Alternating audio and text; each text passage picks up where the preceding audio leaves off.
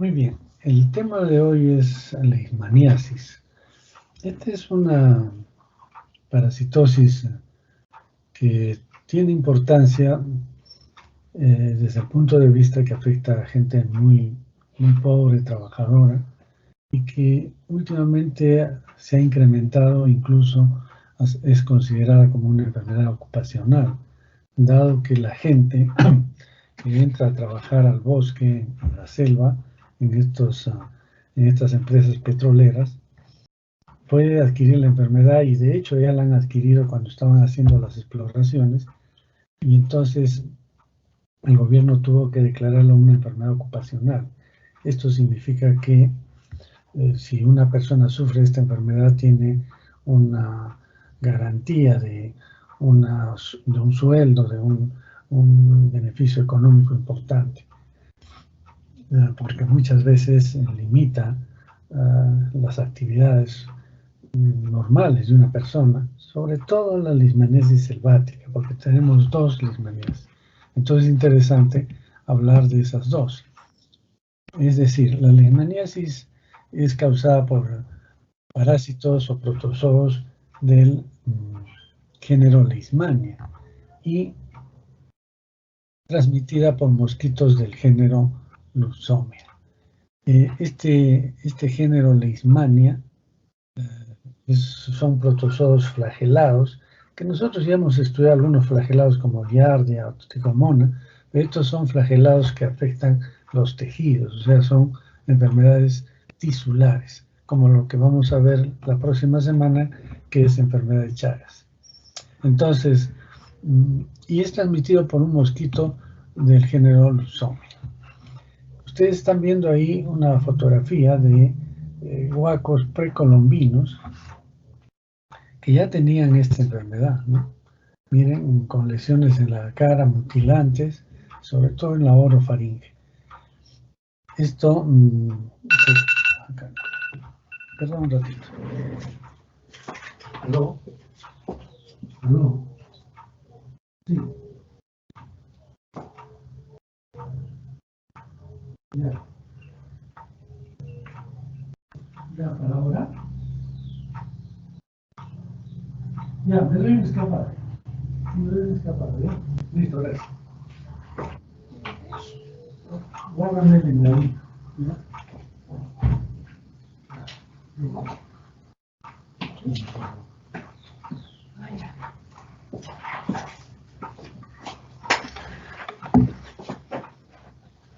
Bien, entonces tenemos que estos huacos nos dicen de una antigüedad bastante importante de esta enfermedad en el país. En realidad, esta enfermedad es causada por dos tipos de leishmania. La leishmania, bueno, por varios en realidad, pero los más importantes en el Perú son el subgénero Viana, que comprende dos especies: la Leishmania brasiliensis y la Leishmania brasiliensis peruviana. Algunos autores ya no hablan de brasiliensis, sino hablan de Leishmania brasiliensis, y la otra sería la Leishmania peruviana. Estas dos especies de Leishmania tienen un comportamiento bastante diferente. La primera, que es la Leishmania brasiliensis, tiene importancia en la selva. La gente que vive en la selva sufre esta enfermedad. Mientras que la Leishmania peruviana afecta una región bastante definida, que es la sierra central del país, ¿no? La parte de sierra de Ancash, incluso de Lima, la parte de sierra de Lima, de Ancash, de La Libertad. Toda esa zona está muy comprometida con esta enfermedad. Y es una enfermedad hasta cierto punto benigna, mientras que la silvestre o la selvática es sumamente agresiva, con destrucción de la orofaringe, que, como vamos a ver después, causa pues mutilaciones realmente. Bien, vamos a explicar después cómo es cada una de estas enfermedades. Por ejemplo, ustedes están viendo acá unas una fotografía.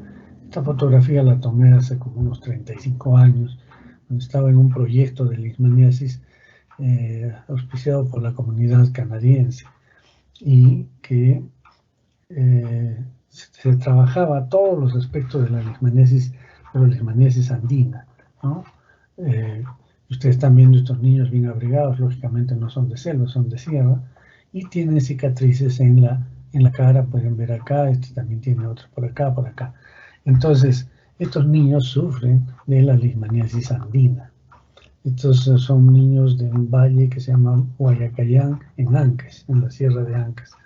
Entonces, esta es la enfermedad que afecta a niños principalmente.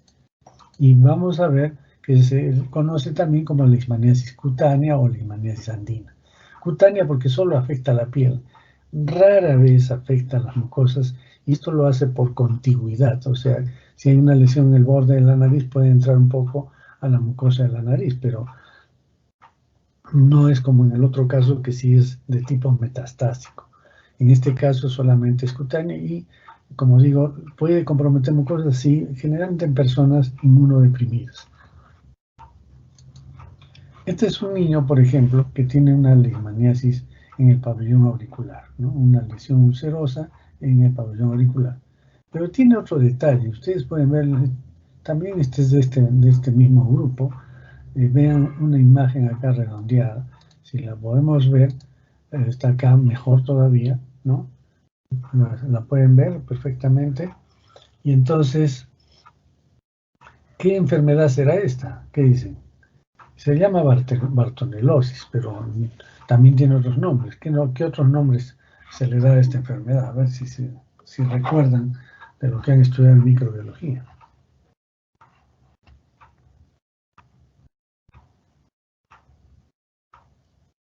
¿La verruga? La verruga peruana. Es la verruga peruana. Ay, ¿qué pasó? La verruga peruana. Y esta enfermedad, o también le llaman, tiene otro nombre, ¿no es cierto? ¿Qué otro nombre tiene? Fiebre de la orolla. Fiebre de la orolla. Y entonces se hizo pues famoso Daniel Alcides Carrión con el estudio de esta enfermedad, ¿no es cierto? Y por eso tenemos como patrono y como héroe nacional a Daniel Alcides Carrión, que no llegó a ser médico, pero hizo una importante investigación. A mí me gustaría saber, de parte de ustedes, ¿por qué se le considera así héroe y con esa, digamos, ese reconocimiento que tiene Daniel Alcides Carrión? ¿Qué es lo que hizo realmente? ¿Alguien me puede decir?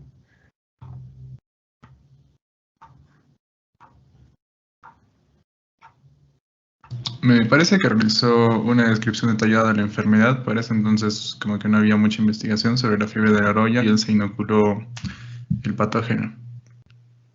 Claro.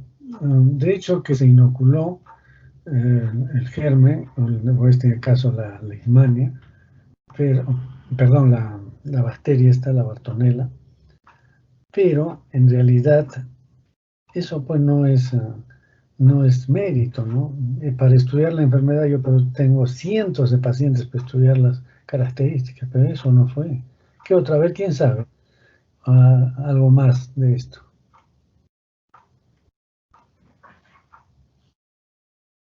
Es importante que ustedes conozcan esto porque ustedes son estudiantes de medicina y Daniel Asís Carrón también fue un estudiante de medicina. Es un peruano, es reconocido a nivel mundial como verruga peruana, entonces que más que un médico peruano tiene que conocer al detalle estos aspectos, si no pues eh, es, digamos, un demérito para un estudiante de medicina que no sepa por qué Daniel Alcides Carrión es considerado un héroe, ¿no? Y reconocido a nivel internacional. Eso es importantísimo. Por eso quiero aprovechar este momento para que ustedes quede claro. A ver, ¿quién sabe algo más de esto?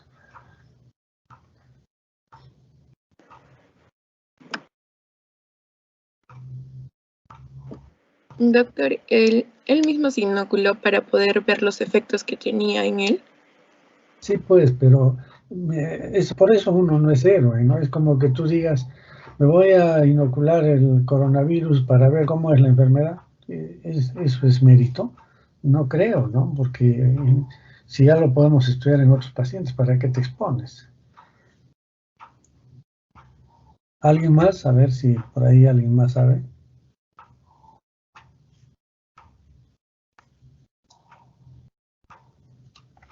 Bueno, parece que no se conoce bien esto, ¿eh? Y es un problema. Bueno, el hecho es que ustedes mismos lo han dicho, le llaman verruga peruana y otros le llaman, o se le llama también fiebre de la Oroya. Entonces, en esa época no estaba claro si era una misma enfermedad o eran dos enfermedades diferentes. Y entonces lo que pasa es que Daniel Alcides Carrión dice la historia por presión de algunos de sus profesores, que después se echaron un poco atrás, se obtuvieron de una biopsia de esta verruga y hizo un macerado y se inoculó. Entonces, con la idea de que si son, pensando que son dos enfermedades diferentes, lo que debería de salirle era, o sea, lo que iba a sufrir era de una verruga, no de la fiebre de la Oroya, porque se entendía que era otra enfermedad. Pero ¿qué es lo que pasó? No llegó a ser la verruga, sino se quedó en la fase de lo que es la fiebre de la Oroya. Más llamada fiebre de la Oroya, ¿no? Porque en la Oroya no hay esa fiebre.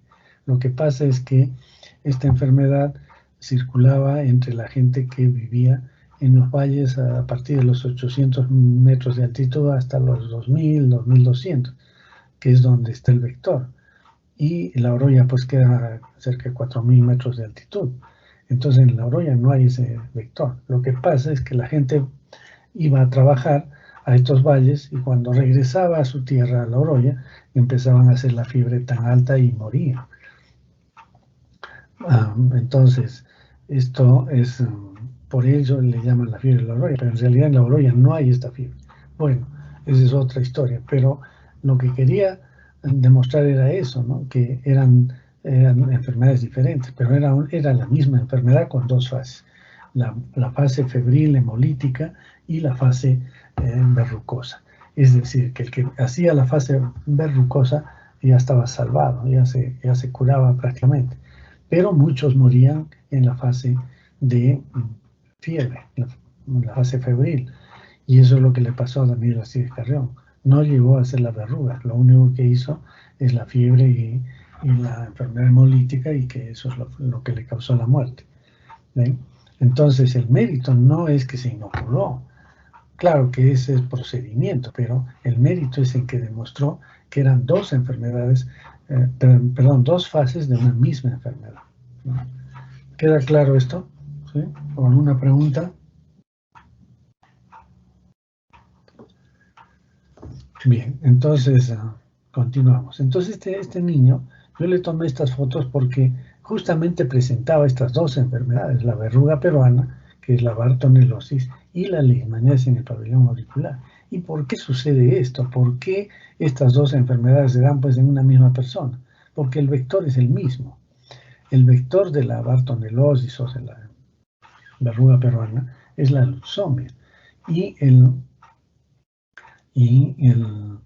vector de la leishmaniasis también es la luxomia. Por eso que se da en la misma zona geográfica y se da generalmente en niños. ¿Por qué? Porque este mosquito circula en el peridomicilio, pica en la noche y los niños pues están descubiertos la cara, las manos, y por eso las lesiones son en cara y en las manos, ¿no? Y esta enfermedad, la leishmaniasis, ya ahora no vamos a tocar la bartonelosis porque eso ya lo estudiaron el semestre anterior. La leishmaniasis produce inmunidad en estas personas. Entonces los niños se infectan tempranamente y ya no van a tener ningún problema después, salvo que se vayan de la zona endémica y regresen después de mucho tiempo, vuelven a hacer lesiones de leishmaniasis. Pero si no, ya tienen una inmunidad que los protege. Bien. La leishmaniasis cutáneo-mucosa selvática, que es causada por la Leishmania brasiliensis, es mucho más agresiva. En primer lugar, no hay una inmunidad que detenga la enfermedad. Si no se da tratamiento, estas personas siguen destruyendo su tejido, ¿no?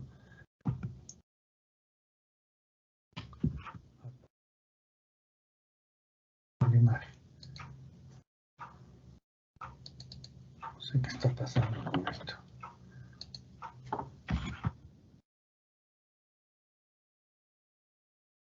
Bueno, no, es que no hay imágenes.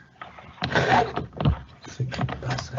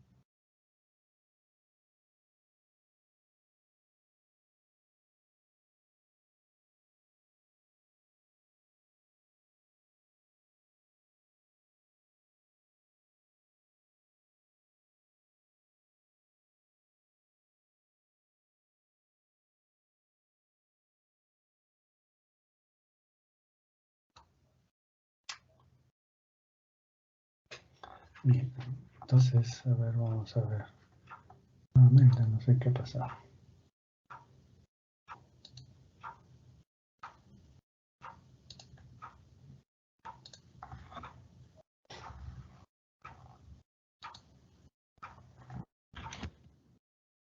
Entonces, esto ya lo hemos visto.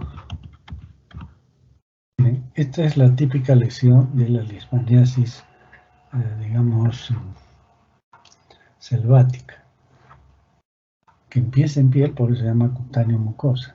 Empieza en piel, es una úlcera, generalmente en los miembros inferiores, porque en selva este mosquito pica durante el día y también tiene un vuelo muy corto, muy bajo, no pasa del metro de altura. Entonces las lesiones son generalmente en miembros inferiores, y como en selva la gente anda con muy poca ropa, entonces se producen estas lesiones. Y miren, es totalmente redondeada, con un borde indurado, una úlcera interna que no duele, salvo que esté infectada, y después va cicatrizando poco a poco.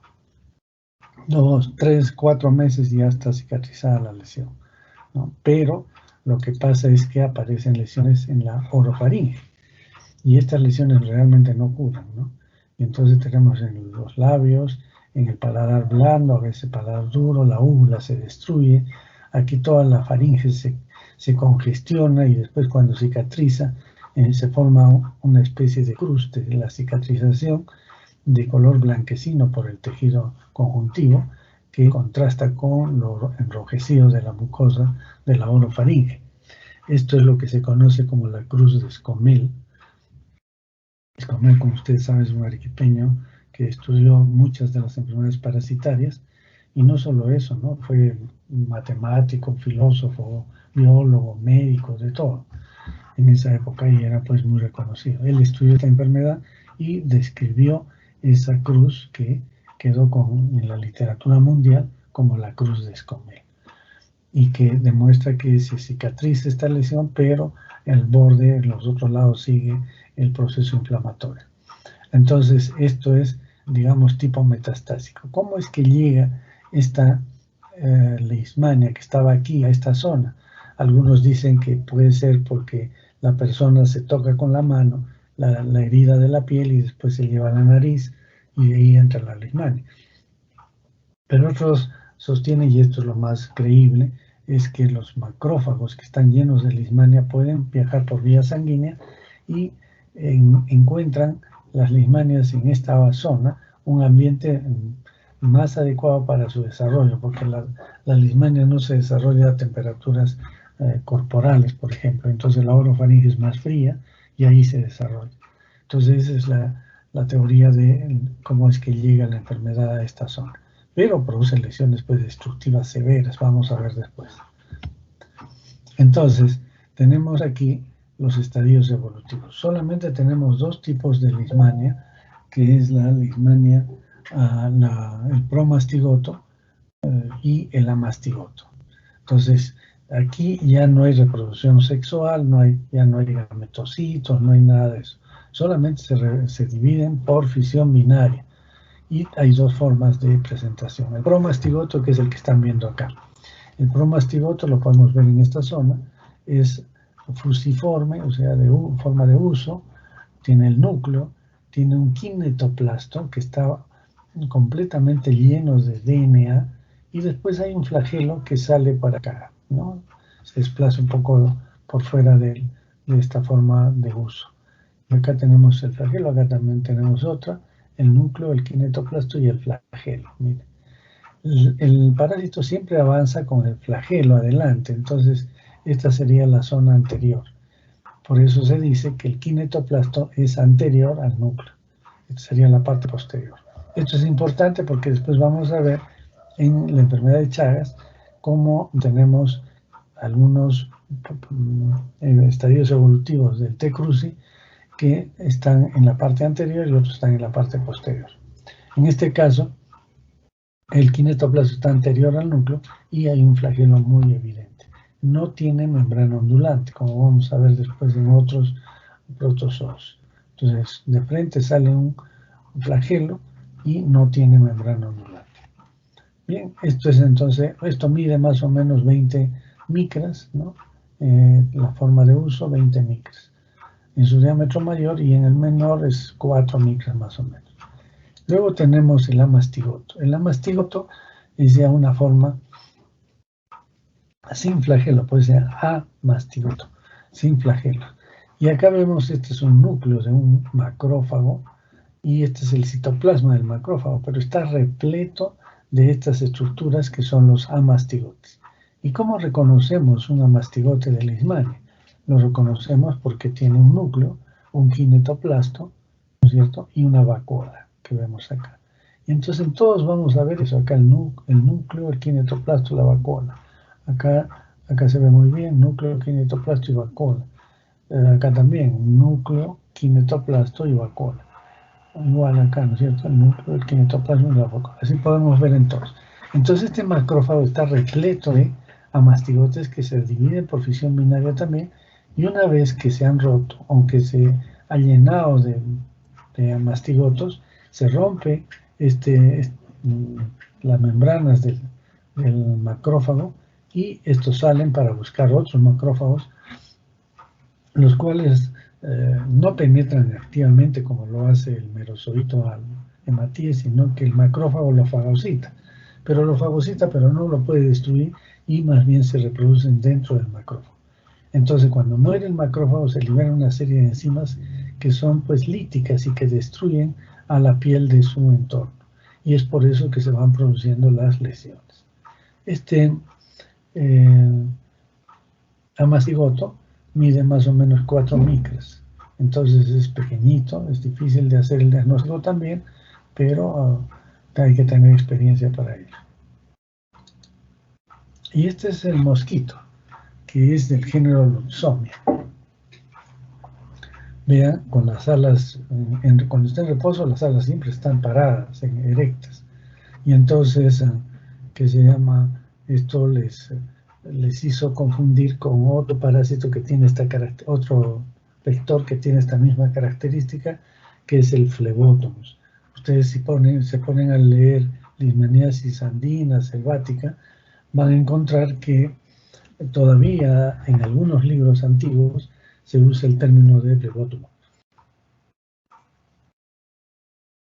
En realidad el Phlebotomus es de Europa, de África, y transmite otra leishmaniasis, la leishmaniasis visceral, que es causada por otro tipo de leishmania, ¿no? Es la Leishmania donovani. que es fundamentalmente visceral. No tenemos nosotros eso. Y entonces, esta leucemia inicialmente se pensó que era el mismo flebótomos, pero ya se ha tipificado y se ha demostrado que son diferentes.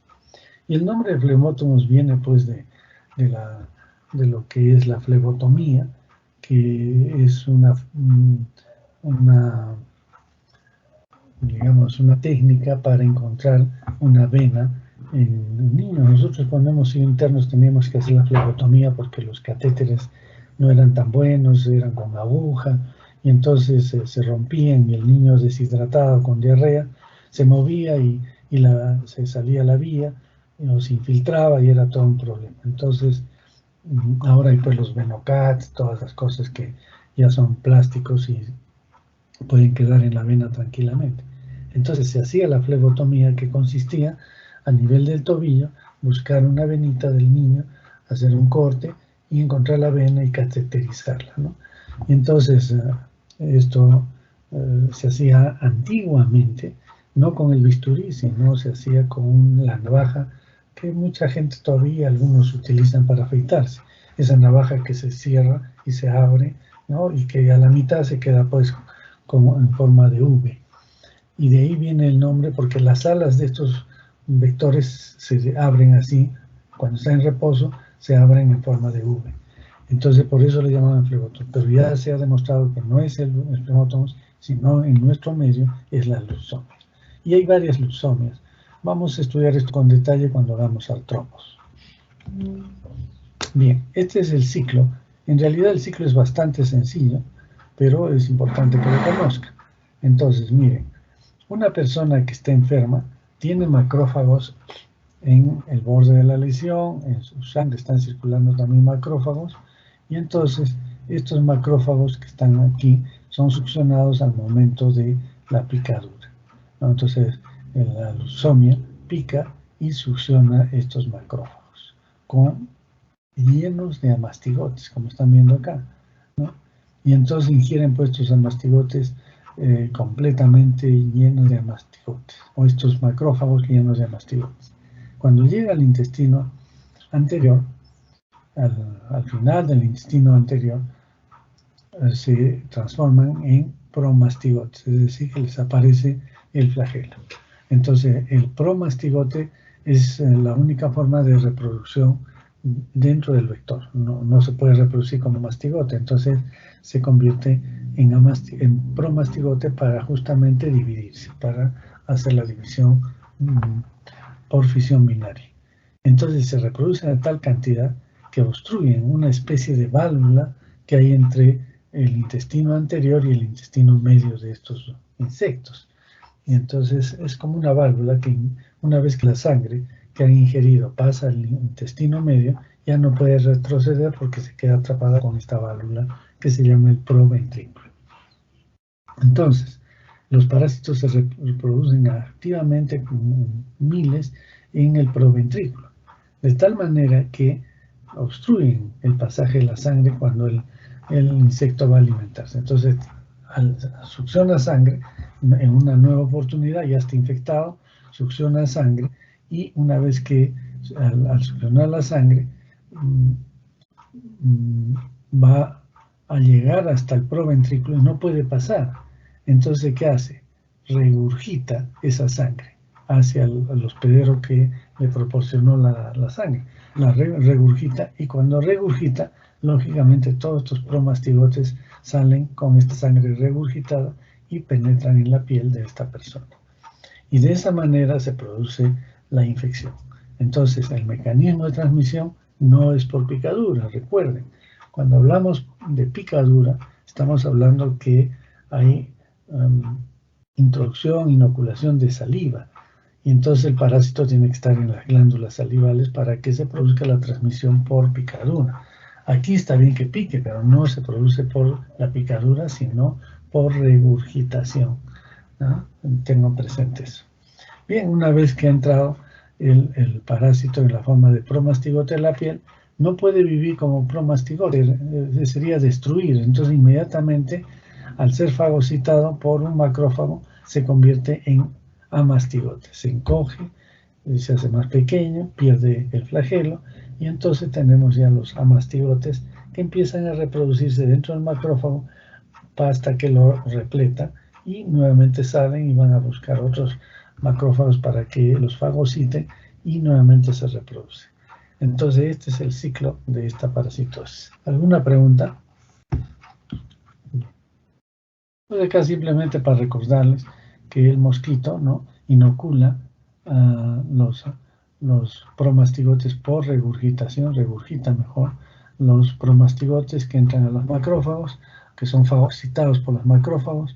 Ahí está, se convierten en amastigote y ya no pueden, dentro del macrófago, si siguen como promastigotes serían destruidos. Entonces se convierten en amastigotes, ya no se destruye, y luego empieza la división por fisión binaria, repletan todo el macrófago, se rompe el macrófago y estos van a buscar otros macrófagos más. Y entonces es el ciclo. Entonces cuando viene el mosquito va a succionar estos amastigotes y en su intestino se convierten en promastigotes para reproducirse. Ese es el ciclo, entonces, en resumen. ¿Cuál es la patogénesis? Entonces, los promastigotes son fagocitados, ¿no es cierto? Hay una fagocitosis de promastigotes por los macrófagos y se producen enzimas como la linfosfoglicomutasa, la glicoproteína 63, que son enzimas que van a tratar de destruir al parásito, pero al final cuando se rompe el macrófago más bien causan daño a nivel de los tejidos. Entonces hay una destrucción celular, se destruye la célula y por estas enzimas que causan destrucción celular, y también lógicamente hay una inflamación y necrosis de esa zona. Esa es la patología, pero la inmunología funciona extraordinariamente para esta enfermedad. ¿Y a qué se debe esto? Que hay personas, por ejemplo, en la leishmaniasis andina, se produce inmunidad y ya se detiene el proceso, se queda en la piel, pero en la selva hay una lesión cutánea, después aparece una lesión mucosa, pero no en todas las personas. En algunas personas solamente se queda como lesión cutánea y no presentan jamás lesión mucosa.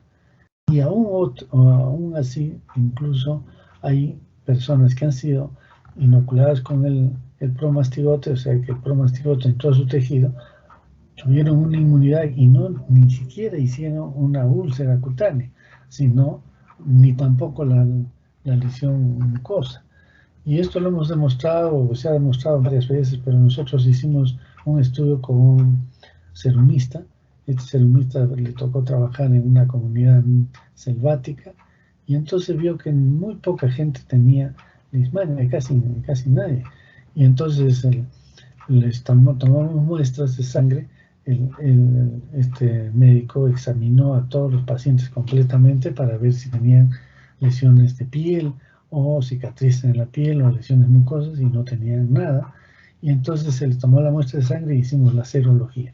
Y encontramos que 5% de ellos tenían serología positiva para leishmania, o sea que habían estado en contacto con la leishmania, pero no hicieron ningún tipo de lesión, o sea, fueron totalmente asintomáticos. Entonces tenemos tres tipos de personas: asintomáticos, que hacen lesiones solamente cutáneas, y otros que hacen lesión cutánea y mucosa, y otros más que hacen lesiones muy severas, ya agresivas realmente. Entonces, ¿cuál es la explicación? ¿Por qué se produce esto en unos y otros no? Entonces, lo que se demostró es que, o se ha hecho estudios en animales y también en seres humanos, y se ha demostrado que cuando la persona o el animal, porque esto también es una zoonosis, afecta a algunos roedores y otros animales, como el perezoso, por ejemplo, es un animal que tiene esta enfermedad. Entonces, encontraron que los que tienen una respuesta TH1, que va a inducir la producción de interleucina 2, interferón gamma y factor de necrosis tumoral, estos van a tener una resistencia contra la leishmania, porque finalmente el interferón gamma va a inducir la producción de óxido nítrico, sintetasa y finalmente óxido nítrico, que el óxido nítrico mata a la leishmania. Pero cuando hay personas que tienen una respuesta de TH2, van a producir interleuquina 4, interleuquina 5 y interleuquina 10, que más bien tienen que ver con una inhibición de interleuquina 2 para que no se produzca interferón gamma. Y entonces aquí sí va a haber la lesión persistente, porque no hay interferón, no hay óxido nítrico sintetasa, no hay óxido nítrico, y no se puede destruir al parásito. Entonces, las personas que tienen TH1 van a tender a hacer lesiones mínimas, y las que tienen TH2 van a hacer lesiones muy severas. Eso es lo que se conoce desde el punto de vista inmunológico.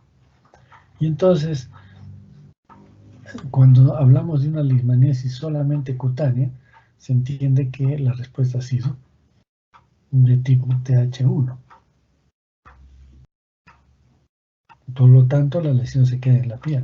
Pero cuando es una leishmaniasis cutánea mucosa, es mixto, porque algunos se quedan también simplemente con la úlcera en la piel, otros ni siquiera la presentan y otros hacen lesiones severas, ¿no? Entonces aquí hay una respuesta triple.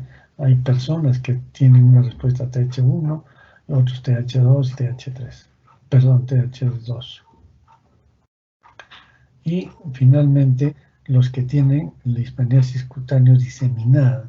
Puede ser cualquiera de las dos, selvática o andina, y si tienen una respuesta TH2, entonces van a ser una leishmaniasis cutánea diseminada, ¿no? Que no tiene control realmente. Entonces, esta respuesta inmune, ¿no? Con TH1 o TH2 es lo que explica por qué algunos pacientes hacen lesiones severas y otros no. Incluso ha habido trabajos en que se da, digamos, porque se puede inducir el cambio de TH2 a TH1. Por ejemplo, se ha utilizado la BCG. Dice que cuando se aplica la BCG a la persona, inmediatamente comienza a producir toda una línea de respuesta inmune con TH1. Y entonces en muchos pacientes se les ha dado, pero no ha dado pues un resultado totalmente excelente, ¿no? Bien. Entonces miren las formas de leishmaniasis. Tenemos la leishmaniasis visceral, que es la que les digo que es del viejo mundo, donde tenemos que es causada por Leishmania donovani. Esa no la tenemos aquí. La leishmaniasis cutánea, que es la leishmania peruviana, también puede ser leishmania mayo, y hay otra también, hay otras leishmanias que de menor importancia. La leishmaniasis cutánea mucosa, o sea, la selvática, es causada por la leishmania brasiliensis. La leishmaniasis cutánea difusa se ha visto muy relacionada con otro tipo de leishmania, la leishmania amazonensis. Y la leishmania cutánea diseminada o acneiforme, esta sí puede ser causada por cualquiera de estas en pacientes que tienen inmunodepresión. Vean acá nuevamente esta lesión, ¿no? Acá esta lesión no es tan típica, pero puede darse, ¿no? Hay lesiones severas. Por ejemplo, este es un paciente que tenía lesiones en el brazo, vean, lesiones ulcerosas con borde indurado y con un viaje linfático, que esto nos hace necesariamente pensar de que puede tratarse no de leishmania, sino de esporotricosis. La esporotricosis generalmente trabaja en linfáticos.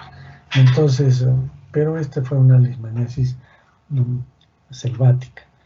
Y en la orofaringe, miren todo esto destruido, ¿no? Entonces, una lesión muy severa cuando tiene, pues, compromiso mucoso. Vean, acá hay otro también que ya lo hemos visto. Este es otro. Las lesiones en la leishmaniasis selvática son en los miembros inferiores, a diferencia de la leishmaniasis andina, que es en la cara, en las manos, porque son las áreas descubiertas en la noche. Acá pica el día, entonces las personas que trabajan en el campo, en el bosque, mejor, es que hacen estas lesiones.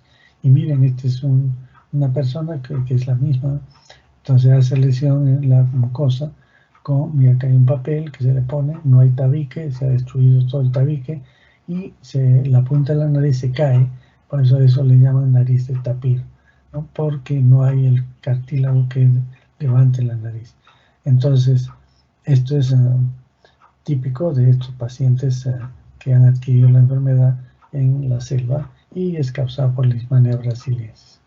Este es un paciente que también le tomé una fotografía en el Instituto de Medicina Tropical hace muchos años, y este es un paciente que estaba por su tercera fase de tratamiento, pero no respondía. Después le aplicaron interferón y con eso mejoró bastante, pero ya las lesiones estaban muy deterioradas. Incluso, miren, está infectado con bacterias, ¿no? Y cuando hay infección bacteriana, la lesión se agranda rápidamente. Acá miren toda destrucción del labio superior, incluso el paladar, los dientes, etc. Entonces estos pacientes tienen pues una serie de problemas porque pueden hacer que se puede pensar que se llama puedan contagiar a otra persona. Entonces en la vivienda, en la casa, los segregan.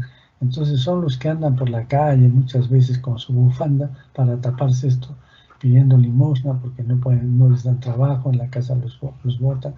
Es realmente todo un drama social. Bien, acá tenemos la úlcera típica, y este es un paciente que ya recibió tratamiento. Miren las secuelas que quedó acá, cicatriz. Entonces estos requieren cirugía plástica. Bien, el diagnóstico se hace por...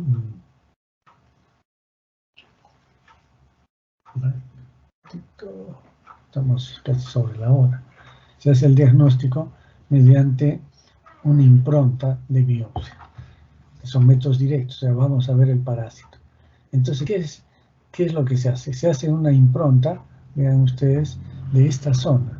La biopsia se tiene que tomar de acá, del borde de la lesión. Si hacemos una biopsia de acá, no vamos a encontrar nada.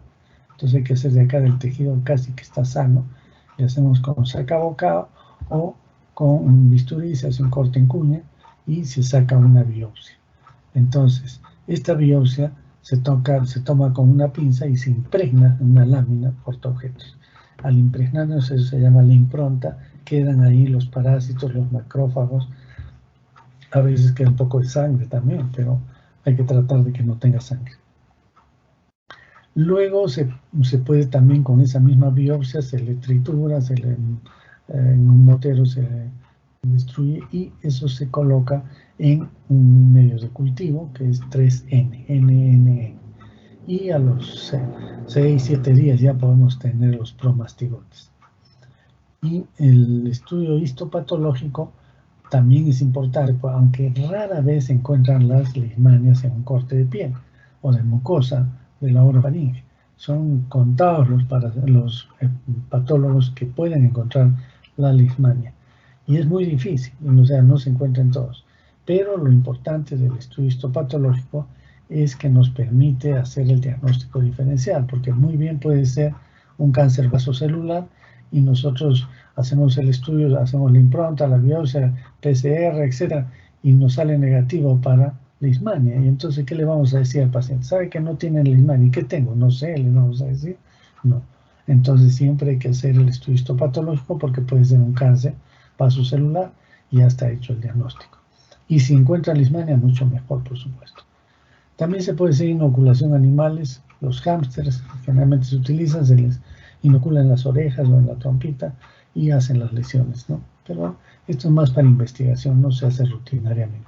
Y PCR, que también es de investigación, y supongo que con este adelanto que se da para el PCR, que ahora ya todos tienen hasta los laboratorios particulares tienen su termociclador y todo lo necesario para hacer el PCR, entonces probablemente ya se haga con mayor frecuencia. Pero en el momento, generalmente estamos con la impronta, el estudio de la impronta, que no es fácil tampoco, hay que revisar toda la lámina, tiene una sensibilidad del 70-60%.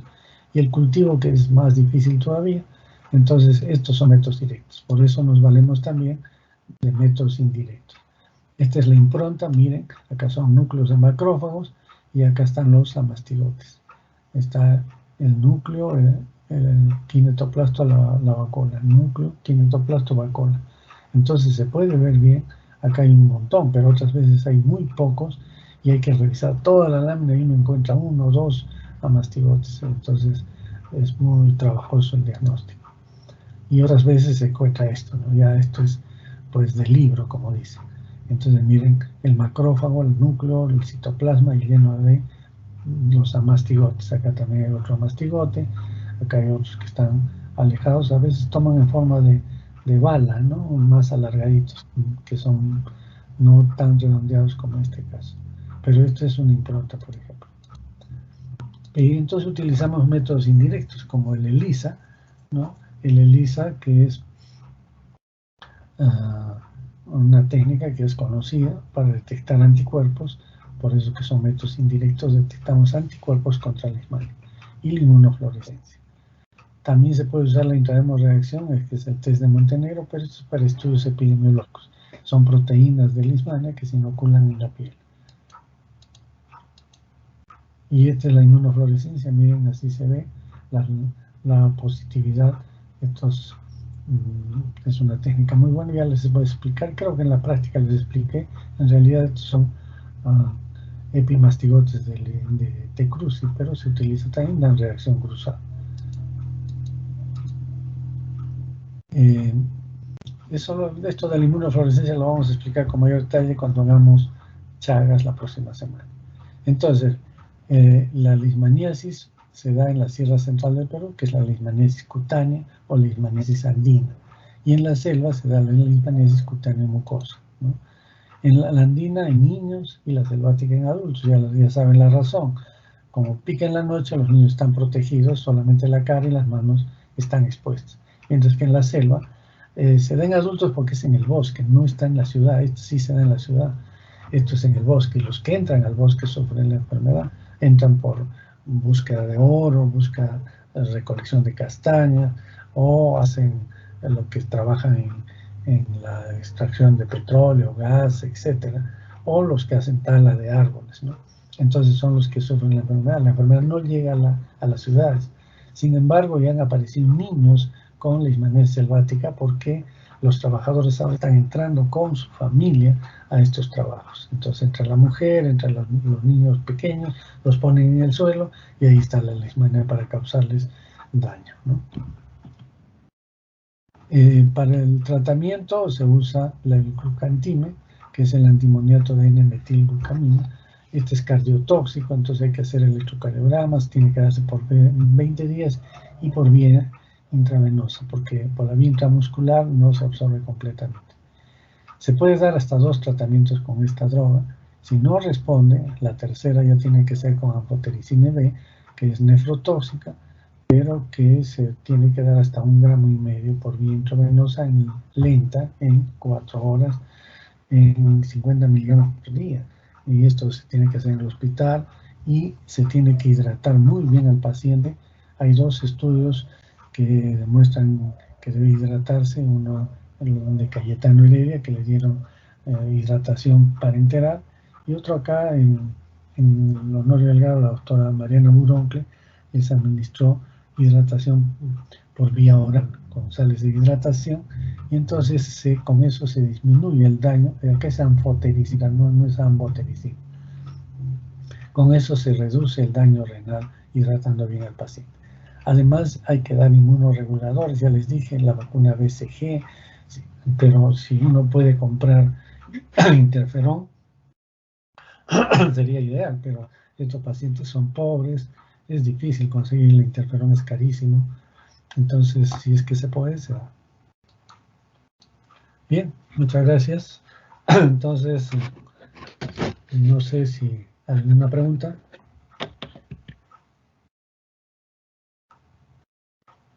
¿Hay preguntas? Doctor, sí, una pregunta. Sí. Cuando el mosquito succiona los amastigotes de los macrófagos en la persona, ¿cuánto tiempo debe pasar para que vuelva a inocular promastigotos? es muy corto, son alrededor de 3, 4 días nada más, porque ya se produce gran cantidad de mosquitos. Ustedes entenderán que los mosquitos no tienen una vida muy larga, entonces rápidamente empieza la producción de promastigotes, pero tiene que haber una buena cantidad para que regurgite y pueda transmitirse a la persona. Bien. Ok, doctor. Gracias. ¿Alguna otra pregunta?